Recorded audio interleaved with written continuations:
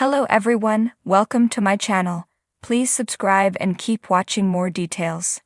The real reason Kid doesn't appear in Chicago Fire Season 13 Episode 19. Chicago Fire has made a habit of cutting certain characters from certain episodes in Season 13.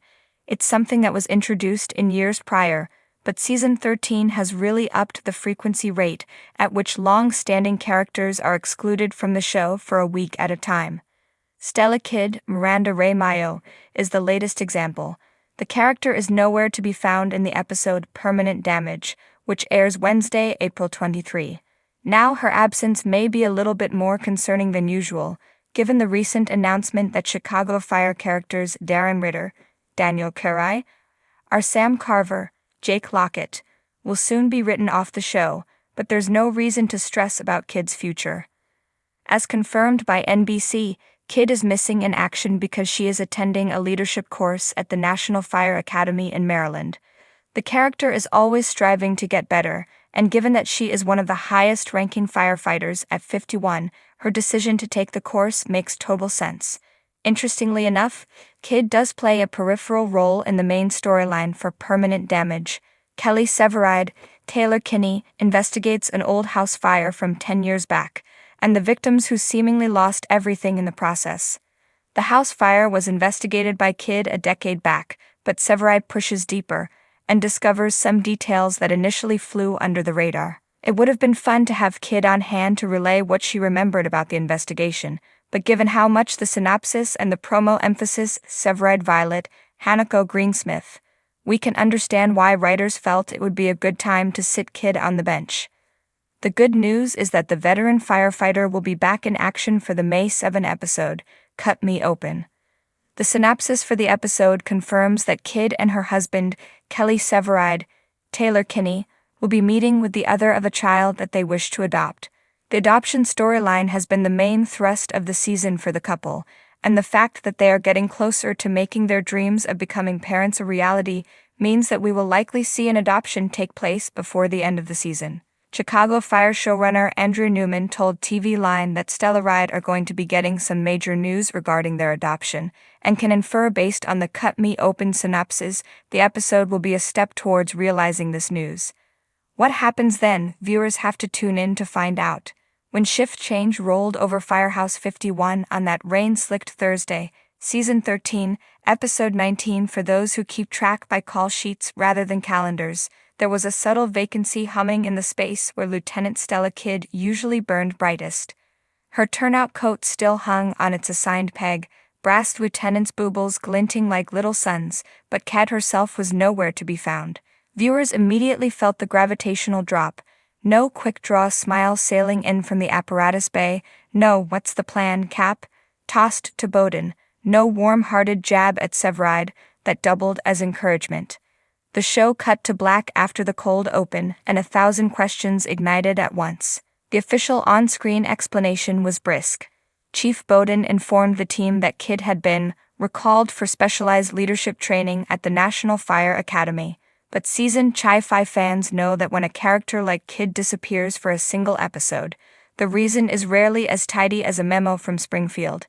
So let's stoke the rumor mill, peel back the chrome facade, and reveal the real reason Lieutenant Kid ghosted Episode 19, an off-the-books odyssey that starts with a call no firefighter ever expects to receive. 1. The 3 a.m. phone call. At 3:04 hours, Kid's personal cell vibrated across her nightstand with a caller ID she hadn't seen in years. Captain Brenna Sage. Sage had been Kid's mentor during her early engine company days in Boston, a throttle-wide adrenaline junkie and the woman who first taught Stella how to swing a pike pole like a sword. The two had drifted apart after a fallout so fierce neither would speak of it. A 3 a.m. call meant one thing: trouble. "Stella," Brenna rasped, voice frayed at the edges, "I need a favor only you can handle." 2. The Shadow Firehouse. Brenna revealed that a non-union, Black Ops firefighting outfit, codenamed Shadow Firehouse, had sprung up in the industrial deadlands south of Gary, Indiana. Funded by a private conglomerate, they parachuted into disasters deemed too risky or politically messy. No oversight, no accountability, extremes only. but now several of its members were missing after an ammonia explosion at an illicit pesticide plant. The conglomerate wanted zero publicity. They were offering hush money to families and quietly calling in debts from anyone who owed them. Brenna owed plenty. She begged Kid to infiltrate the Shadow Firehouse under the guise of running a weekend rapid response seminar, then extract 2 trapped rookies still pinned beneath the plant's collapsed mezzanine, rookies who, Brenna whispered, happened to be her twin nieces. 3. Severide's silent blessing. Kid turned to Severide, who'd just returned from an arson investigation stint. One look at her and he knew. This was a mission no official channel could sanction. He weighed the risk, then pressed his squad's spare GPS tracker into her palm. "Bring it back in one piece," he said, meaning her heart more than the device. He promised to spin a cover story with Bowden that would keep IAD from sniffing around. 4. The Disavowed Road.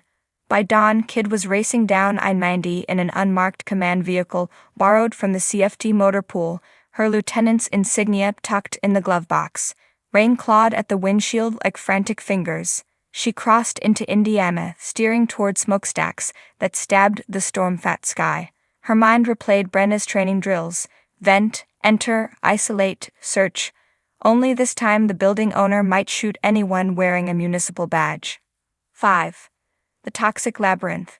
The pesticide plant loomed like a rusted labyrinth, drenched in chemical mist. Private security hired by the conglomerate circled the perimeter, their radios crackling with code words Kid didn't recognize. She flashed forged credentials, another favor from Brenna, and was waved inside.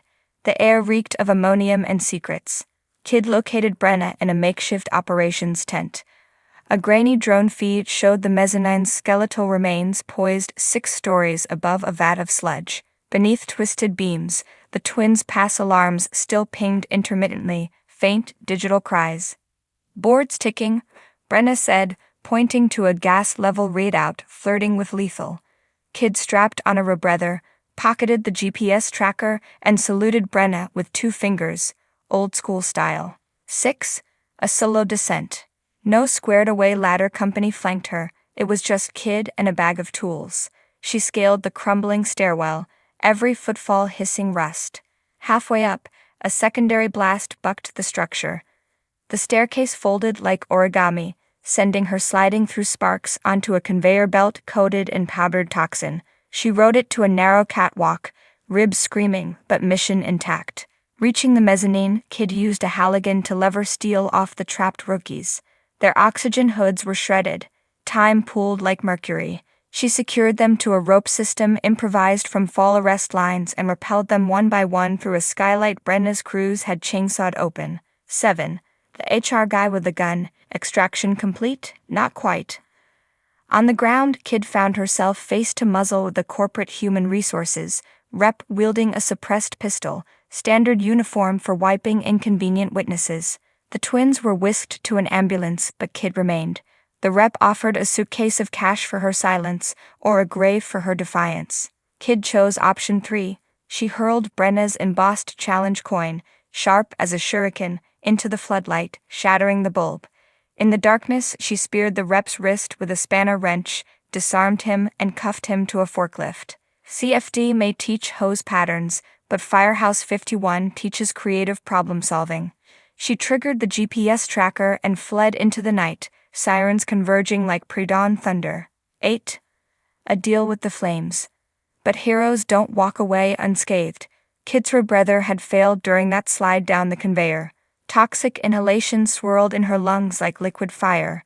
She collapsed in the cab of her borrowed vehicle just as Severide, following the tracker, skidded up behind her squad car style. He administered an epi-neb treatment, eyes wet with fury and relief. Brenna's Shadow Firehouse was raided hours later by legitimate agencies. The twins reunited with family, and the pesticide plant's corporate backers exposed on international news feeds. The conglomerate's stock price cratered faster than a free-fall elevator.